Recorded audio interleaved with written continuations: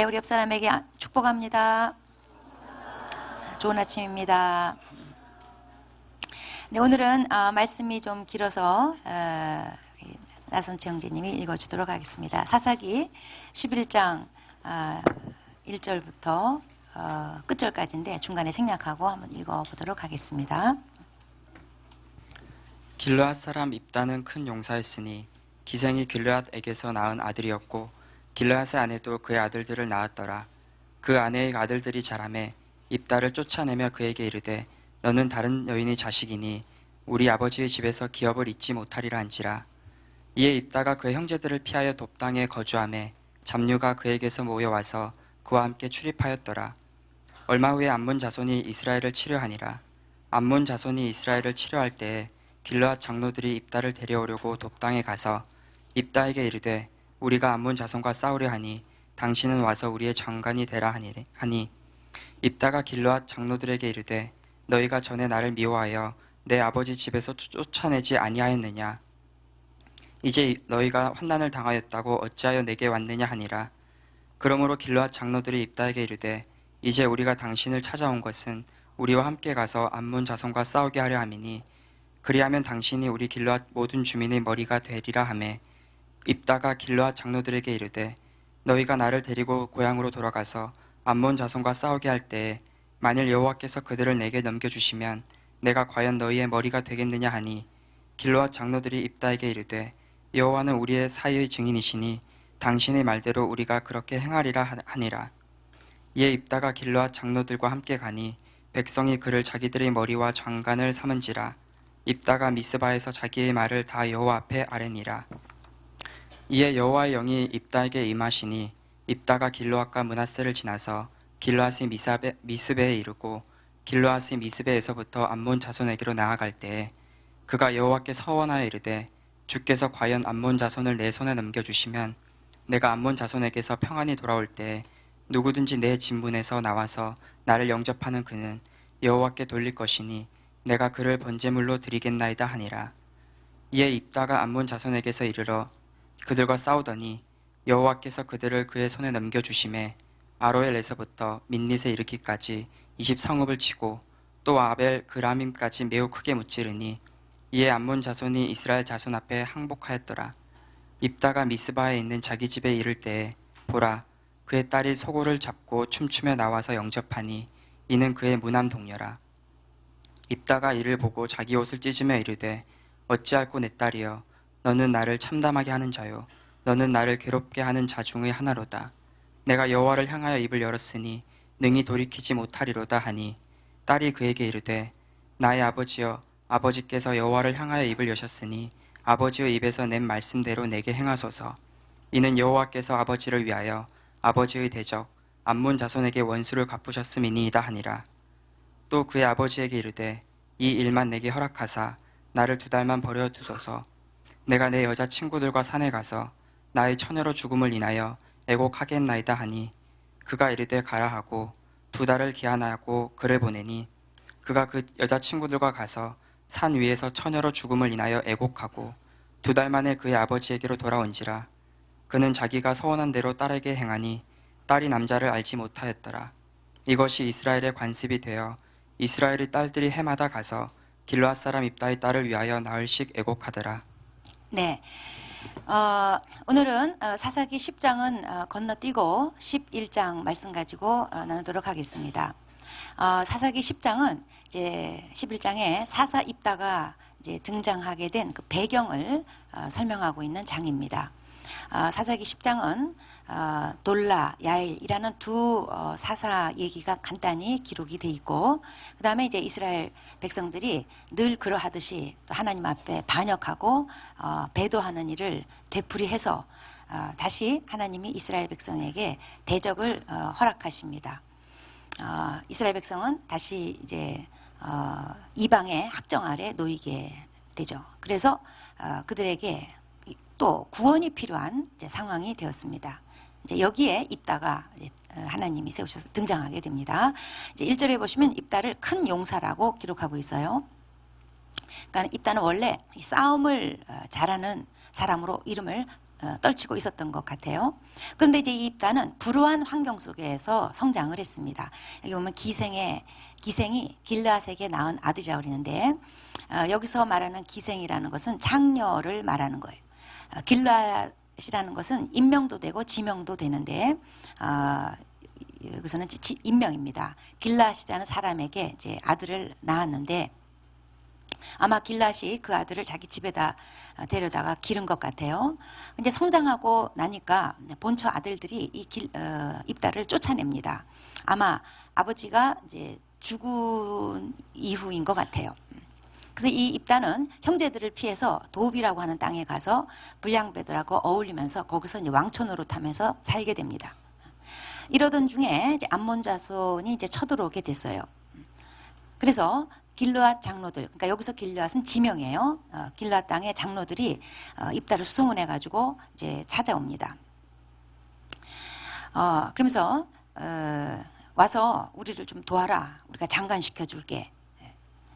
그러니까 이제 입다가 아니 쫓아낼 땐 언제고 이제 와서 그러냐. 그래 장관직이 마음에 안 들어? 좋다. 그럼 머리가 되라. 그러니까는 제일 높은 자리 통치자가 되라. 이렇게 제안을 해요. 그러니까 입다가 그러면 내가 뭐 가보지 뭐 이래가지고 오케이를 합니다. 그리고 이제 이 12절부터 28절까지 이제 내용은 이제 입다가 전쟁을 치르기 전에 먼저 암몬 왕한테 사람들을 보내가지고 이제 외교전을 펼치는 내용이에요. 근데 그게 잘 안 먹혔어요. 이제는 할 수 없이 전쟁입니다. 전쟁을 하려고 하는데 29절에 보니까 여호와의 영이 입다에게 임했다는 거예요. 입다는 전투 나가기 직전에 이제 하나님께 이렇게 서원을 합니다. 만약 승리하게 해 주시면 내가 이제 집에 돌아왔을 때 내 집문에서 나와서 나를 첫 번째로 영접하는 그를 하나님께 번제물로 바치겠습니다. 이렇게 서원을 해요. 하나님께서 그 전쟁에 정말 승리하게 해줬습니다. 암몬이 항복을 하게 됐어요. 이제 입다가 돌아와서 이스라엘의 머리 될 일만 남았어요. 그런데 앞불사 집에 왔는데 자기를 첫 번째로 영접한 자가 다름 아닌 자기 딸이에요. 입다는 망연자실합니다. 자기 옷을 찢으면서 내가 여호와께 서원했기 때문에 돌이킬 수가 없다. 그러니까 딸이 침착하게 아버지 서원하셨으니까 그렇게 하셔야죠.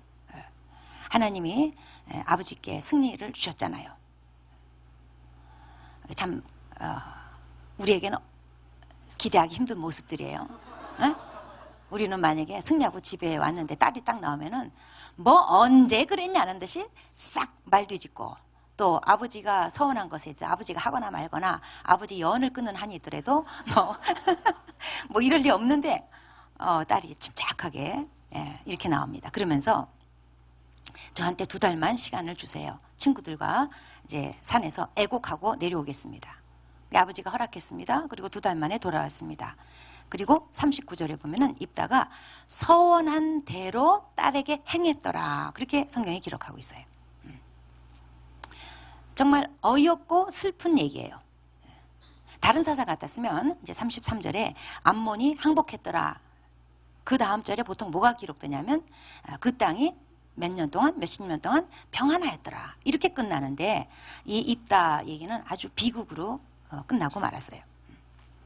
입다는 그동안 바닥 생활을 하다가 드디어 머리가 되는 날이 왔는데 이 날이 자기 인생 최고의 슬픈 날이 되고 말았어요. 오늘 이 본문 내용은 구약 성경 가운데 가장 난해한 구절 중에 하나입니다. 과연 입다가 자기 서원대로 딸을 번제물로 바쳤을까? 번제물이라는 게 뭐예요? 칼로 죽이고 불에 몽땅 태워서 하나님께 제사 드리는 게 번제물이에요. 설마 그랬을까? 그럴 리는 없겠지. 그러면서 이렇게 해석하기도 합니다. 아마도 그 딸을 성막봉사같이 평생 하나님 섬기는 일에 바쳤다는 뜻일 것이다. 설마 딸을 번제물로 죽였겠냐, 불태웠겠냐. 그런 해석이 있는가 하면 또 하나는 아니다. 실제로 그가 서원한 대로 딸을 번제물로 드렸다. 그런데 이 후자가 보통 통설이에요. 근데 정말 딸을 자기 서원대로 서원 갚겠다고 불에 태워서 죽였다. 그게 말이 되는 거예요. 근데 성경은 이렇다 저렇다에 대해서 전자냐 후자에 대해서 자세히 밝히지를 않아요. 그런데 하나 밝히고 있는 건 뭐냐면 이게 이 시대의 수준이다. 이걸 밝혀요. 그리고 입다가 정말 자기 딸을 자기 서원대로 서원을 지켜야 되기 때문에 번제물로 바쳤다. 불태워 죽였다. 만약에 자기 서원을 그대로 실천했다. 만약에 그거면 이건 잘못된 거다. 이거를 고발하고 있는 거예요. 여러분 성경에 기록된 게 다 옳기 때문에 기록된 거 아니에요? 우리가 가려서 읽을 줄 알아야 돼요. 어떤 것은 기록된 것이 잘못됐음을 고발하는 용어로 기록된 것도 있다 이 말이에요. 자, 입다가 자기가 서원 지킨답시고 행한 일, 그러나 이것이 잘못됐다면 왜 잘못된 것일까? 자, 입다가 이 서원을 자기가 말한 그대로 실천한 것은요, 우선 하나님하고 무관한 거예요. 아브라함한테 하나님이 이삭을 번제로 바치라고 했습니다. 이건 하나님이 명령하시고 그러나 아브라함의 믿음만 딱 보시고는 딱 정지시켰어요. 그런데 입다가 한 서원은 스스로 한 거예요. 하나님으로부터 온 게 아니에요. 입다는 하나님 앞에 이제 그 딸을 번제로 바치겠다고 맹세했습니다. 서원했습니다. 그런데 거기에 대해서 하나님의 반응은 뭐냐면 전혀 이렇다 저렇다 말씀이 없어요. 전혀 개입하고 있지를 않아요. 이스라엘이 승리한 것은 입다가 이렇게 하나님 앞에 서원했기 때문에 그 결과로 하나님 승리를 주신 게 아니에요. 그것과 아무 상관없어요.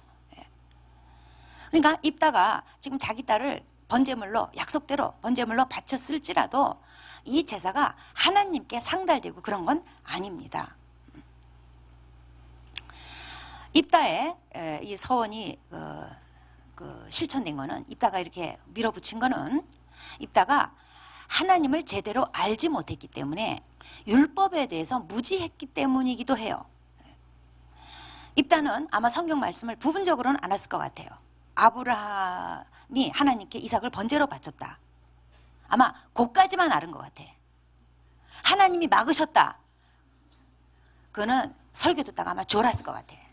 그러니까 제 설교도 항상 끝까지 들어야지 앞부분만 들고 졸면 큰일 나는 게 가끔 있어요. 오늘도 끝까지 들으셔야지 돼. 하나님이 정지시켰다. 그거는 몰라요. 또 인신제사, 신명기 12장 31절에 하나님께서 이거를 가증히 여기시는 이라고 절대 엄금하셨어요. 이 인신제사는 암몬의 신 몰렉한테 암몬 사람들이 하던 제사였어요. 근데 입다가 피해서 살던 땅, 돕 땅이라는 게 어디냐면 암몬 땅 근처예요. 암몬 지역하고 인접한 지역이에요. 그러니까 아마도 거기 피해 살면서 주워 들은 거, 본 거, 영향을 받은 것 같아요. 입다는 하나님께 일단 한번 서원했으면 반드시 갚아야 된다. 이 민수기 30장 2절 말씀은 알았는데 하나님 앞에 인신제사 이건 절대 안 된다. 하나님이 가증히 여기시는 거다. 이거는 몰랐던 것 같아요. 그러니까 하나님을 위한답시고 하면서 하나님이 가증히 여기는 방법으로 위했던 거예요. 잠언 19장 2절에 지식이 없는 소원은 선하지 않다고 그랬어요. 우리가 막 정말 진정성 있게 막 진심으로 하나님을 위한다고 다 선한 건 아니에요. 말씀으로 필터링 해야지, 말씀을 통해서 바라보고 옳은 것을 가지고 섬겨야지, 내가 마음을 다하고 뜻을 다하고 힘을 다했다고 다 옳은 것은 아니에요. 하나님, 제가 이번에 세일 빠지면 내 손에 장을 지집니다. 근데 이제 빠졌어. 그 장 지지면 안 돼요. 네? 옛날에 어떤 한 형제가 은혜 받아가지고요. 정말 그냥 완전히 그 원래 마약 그 사범으로 맨날 그 들락날락 하던 형제인데 이 형제가 은혜 받아가지고요. 진짜 완전히 뒤집어졌어요. 그런데 그가 정말 경건하고 거룩한 삶을 살기까지는 시간이 많이 필요하잖아요. 근데 막 뜨겁게 막 불 받아가지고 막 그냥 자기 막 모든 것을 다 바쳐서 하나님께 헌신할 수 있을 것 같은 막 그냥 불이 타올랐어요. 그런데 그 삶이 바뀌고 성품이 바뀌는 건 시간이 많이 걸린다는 건 몰랐어요. 그래가지고 이제 저한테 이렇게 훈련 받고 있다가 어느 날 갑자기 자기 가서 고향에 돌아가서 막 전도하고 그래야 된다면서 제가 지금은 아닌 것 같다고 뜯어 말렸는데도 고집 부리고 대구로 내려갔어요. 그러니까 얼마 후에 나타났는데 완전히 온몸에 상책이 다 나고 막 흉악한 모습으로 나타났어요. 내가 그냥 보자마자 깜짝 놀랐어요. 이게 어떻게 된 거냐 했더니 대구에 내려가지고 은혜가 끊기니까 말씀이 끊기니까 또 옛날 모습으로 돌아간 거죠. 그래서 자기가 그랬대요. 주님, 제가 그냥 한 번만 이 손으로 범죄하면 이 손을 찧어버리겠습니다. 근데 진짜 자기가 범죄했다며 산에 올라가가지고 그냥 돌덩어리로 진짜 손을 찧은 거예요.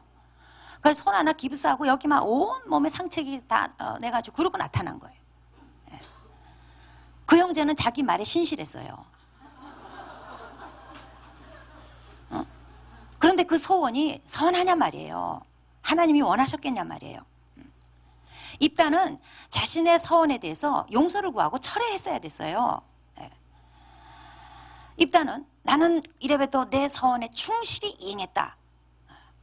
그럼 자기가 하나님보다 나은 거예요? 하나님도 자기 백성을 살리기 위해서 자신이 했던 말씀을 번복하기까지 했어요. 출애굽기 32장에 보면 모세한테 이스라엘 진멸한다 해놓고 살려줬어요. 또 이 생략한 사사기 10장에도 보면은 이스라엘이 또 배역하고 또 하나님 앞에 반역하고 그리고 나서는 좀 이따 또 회개해요. 하나님께서 나 이제 너희 구원하지 않겠다. 분명히 사사기 10장 13, 14절에 보면 말씀했어요. 다시는 너희 구원하지 않겠다. 너네들이 택한 신한테나 가봐라. 주님께서 외면했어요. 그게 주님 본심이겠어요? 그래놓고 하나님께서 또 입다를 세워줘요. 자기가 한 말 자기가 번복해요. 어떻게 자식을 이겨요? 자기가 택한 백성, 자기가 사랑하는 자식을 어떻게 죽여요? 입다는 자신의 맹세를 돌이켰어야 맞아요. 만약에 하나님이 내가 서원을 한 것에 대해서 갚지 않아서 만약에 징계를 하신다. 그래봤자 어떤 징계를 내리신다 할지라도 자기 딸을 죽이는 것보단 나은 거 아니겠어요? 그보다 더한 하나님의 징계가 있겠어요? 하나님께서 너 딸 바친 다음에 안 바쳐? 너 죽어라. 차라리 딸을 죽이는 것보다 자기가 죽는 게 나은 거. 이게 아비의 심령이지. 그러니까 입다는 여기서 이 잘못된 서원을 철회한 게 맞았어요. 근데 입다는 자기 딸을 죽음으로 내모는 잘못된 서원을 끝까지 고집을 했어요. 사실 이 서원은 처음부터 하지 말았어야 옳습니다. 왜냐하면 이제 하나님의 영이 입다에게 임했단 말이에요. 이거는 하나님이 그를 이스라엘의 사사로 인정해 준다 그 뜻이에요. 그리고 하나님의 영이 입다에게 임했다는 거. 전쟁 나가기 직전에 하나님의 영이 임했다. 이건 뭐냐면 이 전쟁 내가 승리 보장한다 이 뜻이에요. 그러므로 이 전쟁 가지고 하나님하고 뭐 딜하고 뭐 서원하고 이런 게 필요가 없어요. 그러니까 입다가 이 서원한 거는요 일종의 불신의 표현이에요. 승리 못할까 봐. 왜냐하면 입다는 지금 이 전쟁에 대한 그 전쟁 승리에 대한 집착이 굉장히 강해요. 너무 이 승리에 대한 집착이 강한 나머지 서원이라는 거래를 통해서 승리를 보장받기 원했던 거예요. 왜냐하면 이 암몬과의 전쟁에서 승리하면 자기가 지금까지 바닥 인생 살다가 한번 완전히 인생 역전할 수 있는 머리로 올라갈 수 있는 절호의 찬스거든요. 그러니까 입다는요 이 승리에 대해서 너무너무 열망이 강한 거예요. 입다는 서원 혹시 했다 할지라도 그 내용에 신중했어야 됐어요. 당시에 전쟁에 승리하고 오면 여자들이 소고 치고 춤추면서 나오는 그런 것들이 관습이었어요. 그러니까 입다는 자기 딸이 나올 가능성이 있다는 걸 생각했었어야 됐어요. 그런데 입다는 지금 자기 야망을 이루기 위해서 일종의 거래 성격의 서양만 생각하고 다른 사람의 생명에 대해서는 생각하지 개의치 않았던 거죠. 입다는 굉장히 경솔하고 충동적이고 자기중심적인 사고를 가진 사람이다 이 말이에요. 그러면 하나님의 영이 임한 입다가 왜 이렇게 큰 실수를 했을까? 입다는 암몬과의 전투에서 승리하는 것을 인생 역전의 기회로 바라봤거든요. 입다는 형제들뿐만 아니라 길르앗 사람들까지 자기를 내쫓았대요. 사연은 뭔지 모르겠지만 어쨌든 그 지역 사람들까지 입다를 쫓아버렸어요. 입다는 내쳐진 인생이에요. 바닥생활 하던 사람이에요. 근데 지금 머리가 될 수 있는 기회가 온 거예요. 너무 절박했을 거예요. 그런데 그 전투에 나가기 전에, 그 절박한 상황 속에서 전투에 나가기 전에 여호와의 영이 자기한테 임했단 말이에요. 여호와의 영이 임했다는 것은 보통 뭔가 표적이 따릅니다. 입다가 알 수 있는 어떤 표적이었을 거예요. 그러니까 입다가 흥분했어요. 그냥 업된 거예요. 입다는 이 담대하고 추진력 있는 성격입니다. 그렇지만 감정적인 사람이에요. 그래서 경솔하고 충동적인 행동을 잘하는 거죠.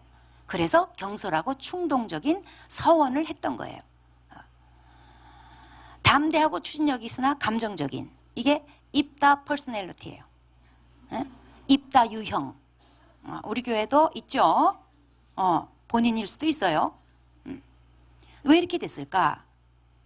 입다 안에 있는 쓴뿌리 때문에 그래요. 거절의 상처. 입다는 기생의 아들이었어요. 제가 보기에는 아마 태 속에서부터 자기 존재에 대한 불안감이 있었어요. 또 본처의 아들들과 지역 사람들까지 가세해가지고 자기를 쫓아냈단 말이죠. 쫓겨난 자예요. 그래서 입다는 형제들을 피해서, 2절에 보면 형제들을 피해서 돕당에 살았대요. 그리고 잡류들과 함께 출입했다, 어울렸다 이 말이에요. 잡류들이 뭐예요? 떠돌이, 불량배들. 그러니까 입다는 이 거절의 상처, 그리고 정서불안, 이런 가운데 살았어요. 또 한편에 이제 보면은 입다는 굉장히 협상의 능력은 탁월했던 것 같아요. 장로들하고 이 밀당해가지고 장관직 쫙 거절하니까 머리 되는 자리 딱 돌아오잖아요. 또 전쟁 나가기 전에 암몬 왕한테 사람들을 쫙 보내가지고 왜 너희들이 우리 쳐들어오면 안 되는가, 이 땅 너희한테 내줄 수 없는가, 이거를 논리적으로 쫙 설명해요. 외교전을 능숙하게 펼쳐요. 그리고 하나님한테 서원한 거 역시 일종의 협상이에요. 입다는 어떤 환경에서도 살아남기 위한, 생존기 위한 이 자생 능력을 계속 키우면서 지금까지 왕처 노릇하고 살았을 거예요. 입다는 무조건적인 용납, 무조건적인 사랑을 모르고 살았어요. 즉 은혜라는 걸 모르고 살았어요. 비은혜 분위기에 살았어요. 비은혜, non-grace. 은혜를 모르는, 행한 대로 갚는, 그러니까 조건 없이 받는 거, 이런 걸 몰라요. 주로 흥정하고 거래하고 자기가 성취한 거, 공로 세운 걸로 자기를 증명하는, 이건 은혜하고 거리가 먼 거죠. 그래서 여호와의 영이 임했을 때 온전히 하나님을 믿고 싸우러 나가기만 하면 될 걸 가지고 이제 흥분하니까 업돼가지고 하나님하고도 거래를 하려고 했던 거예요. 즉 하나님으로부터 조건 없이 은혜를 받는, 조건 없이 선물을 받는, 조건 없이 승리의 보장을 받는, 이게요 입다한테는 익숙하질 않아요. 그런 거 잘 못 받아들여요. 그러니까 조건을 붙이는 거예요. 하나님, 나 이기게 해주시면 첫 번째 나타나는 자 바칠게요. 여러분 사실 입다에게 하나님이 승리를 보장해 주신 거는 그의 이런 조건과 아무 상관없어요. 그냥 은혜로 승리를 보장하시는 거예요. 근데 입다는 그런 은혜를 받아들일 줄을 몰라요. 공짜 입다에게는 몰라요. 미안한 거예요. 지금까지 이렇게 살아본 적이 없는 거예요. 은혜를 경험해 본 적이 없는 거예요. 부모의 은혜, 형제들의 은혜, 사람들의 은혜, 이런 걸 경험해 본 적이 없는 거예요. 그러니까 뭔가 조건을 붙여서 거기에 걸맞게 내가 승리를 보장받는, 이게 입다한테는 딱 알맞는 자연스러운 공식이었던 거예요. 그래서 하나님께 서원을 한 건데 이게 그만 화근이 되고 마른 거죠. 입다는 상황이 워낙 절박하다 보니, 그리고 여호와의 영이 임해서 막 흥분되다 보니 자기 속에 들어있던 게 쑥 나와버린 거예요. 누가복음 12장 2절에 감추인 것이 드러나지 않을 것이 없고 숨긴 것이 알려지지 않을 것이 없나니 그랬어요. 하나님의 영이 임해도 우리 속에 들어있던 왜곡된 성격, 이건 별개의 문제예요. 그리고 때가 되면 확 나와버려요. 입단 지금 나온 거예요. 자, 하나님의 영이 임해도, 성령 충만해도, 하나님의 영이 임해서 어떤 체험을 해도 우리의 혼적인 문제는 별개라는 것이 성경의 가르침입니다. 그래서 데살로니가전서 5장 23절에 하나님이 너희 온 영과 혼과 몸이 예수께서 강림하실 때 흠없게 보존되기를 원하노라 그랬어요. 너희 영과 혼과 몸이, 즉 영혼 육은 별개라는 거예요. 혼이라는 거는 나를 구성하고 내 안에 있는 정신, 그 감정, 이런 거죠. 이 영과 혼과 몸, 이 세 가지 요소가 나를 구성하고 있는 건데, 나이면서 또 이 영과 혼과 육은 각기 다 달라요. 기능이 달라요. 자, 그래서 이제 예수 믿어서 성령님이 내 안에 들어오시잖아요. 영적인 역사가 일어났어요.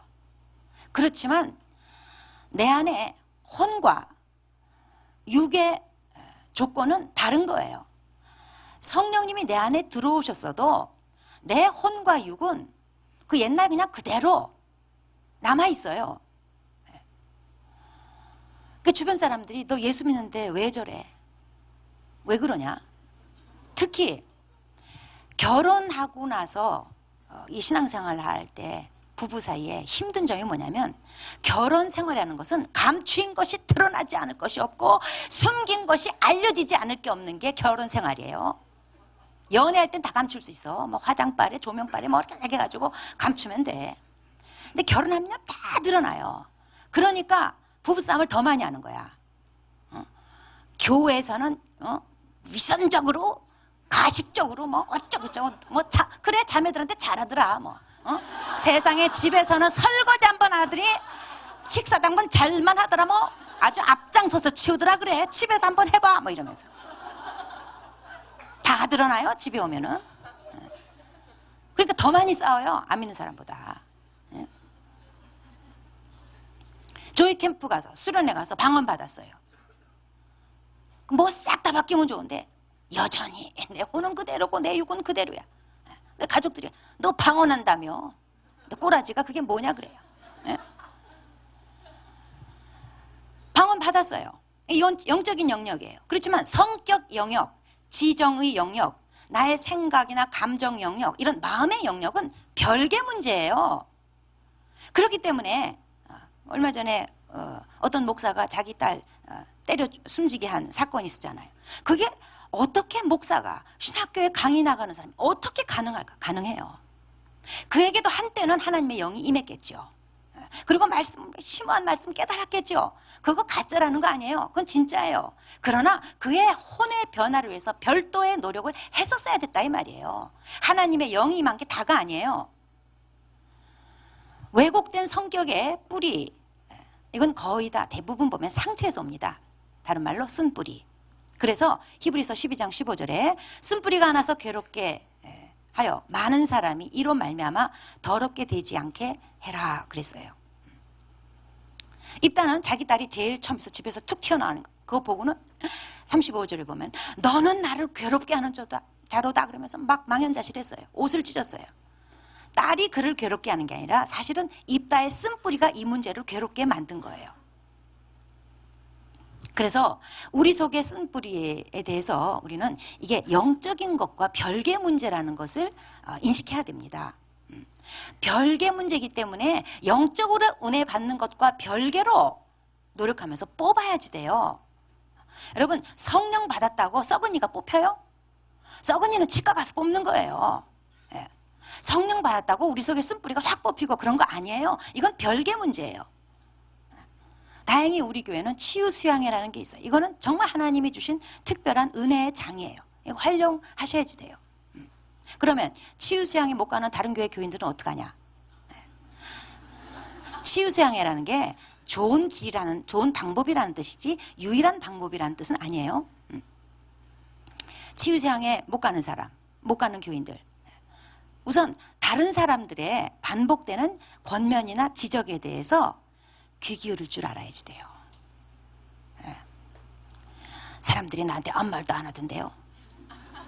어휴, 그건 네가 흠이 없어서가 아니고요. 네가 그런 말을 들을 분위기를 제공 안 하기 때문에 겁나서 말을 안 하는 것뿐이에요. 그러니까 이런 사람이 진짜 더 문제예요. 아무도 자기에게 말해주지 않는 사람. 진짜 예수님처럼 훌륭하거나 아니면 진짜 문제 많기 때문에 벽 딱 치고 살기 때문에 아무도 감히 말 안 해.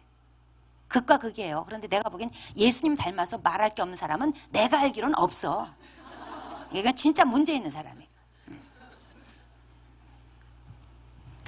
그래서 나의 내면, 혼의 영역, 즉 내 생각과 마음, 내 지정의가 예수 그리스도의 형상을 닮아가도록 흠이 없도록. 그래서 에베소 5장 27절에 티나 주름 잡힌 것이 없도록 하라 이거예요. 내 혼의 영역은 영의 영역과 별개이기 때문에 계속 내 속에 뭐가 티가 있는지, 주름 잡힌 것이 있는지, 흠이 있는지 다른 사람 말에 귀 기울이고 또 말씀 앞에 나를 비춰보고 돌아보면서 계속 예수 그리스도의 형상을 담도록 변화에 힘써야 되는 거예요. 입다는 믿음의 전당, 히브리서 11장에 등재된 인물입니다. 하나님의 영이 임했고 믿음의 사람인 건 틀림없어요. 그럼에도 불구하고 그 안에 제거되지 않은 쓴뿌리로 인해서 무남 동료를 잃고 말았습니다. 자기 손이 끊겼습니다. 정말 슬픈 인생이 됐어요. 감춘 것이 드러나지 않을 것이 없고 숨긴 것이 알려지지 않을 것이 없습니다. 그래서 여러분, 감추고 숨기고 사시지 마시고 주님의 빛 앞에 드러나도록 가지고 나오세요. 그래서 예수님 오실 때까지, 즉 우리 인생 다하도록 우리의 영과 혼과 육이 흠이 없게 되도록 우리 노력합시다. 기도하겠습니다.